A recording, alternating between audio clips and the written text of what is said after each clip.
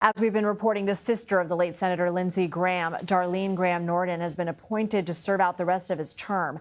South Carolina Governor Henry McMaster made the announcement earlier today. The 71-year-old died suddenly over the weekend from what preliminary findings have called aortic dissection.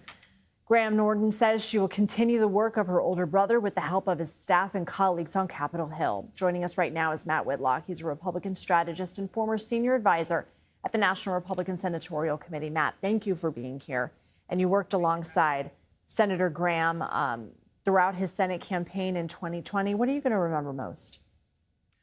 I just hope that everybody can remember how he was so good at both being funny and disarming, but also effective as a lawmaker. He took it upon himself to make sure that nobody in the Senate took themselves too seriously, whether it was somebody coming before a committee, a nominee, or whether it was one of his colleagues. And I think that's one of the things that made him so effective is the fact that he thought he could disarm anybody and make sure that they were having a good time, feeling comfortable as they were talking to him about any range of bills, policies, things like that. My role in working with him at the National Republican Senatorial Committee was to find ways to show parts of his life that weren't related to politics. So I got to hear about Darlene and just how much he loved her and how important it was to her to make sure that when their parents died when she was just a small child, that he looked out for her and that he helped her have a path to go to college, to have a great life, things like that. And so I think it's only fitting now that she fills the rest of his term.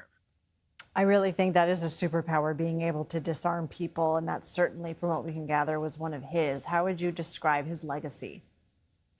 His legacy is huge. He showed that you can be a rock-ribbed conservative who continues to get elected in one of the most conservative states in the country while still making deals with people, while still finding ways to compromise. That was his code on every issue that he worked on, and it's why he was a leader on so many really difficult things, whether it was immigration, foreign policy, his long game on foreign policy, whether it's working with President Trump over the last few years to help him really clearly see who our real enemies are, whether it's Russia in terms of Russia and Ukraine, whether it's China in terms of China and Taiwan, whether it's Iran and their proxies around the world. He put so much time and energy into helping President Trump develop a very clear philosophy of foreign policy and peace through strength around the world. And that's going to be his legacy, is how that's carried out through President Trump and other members of the Republican conference. Matt Whitlock, thank you.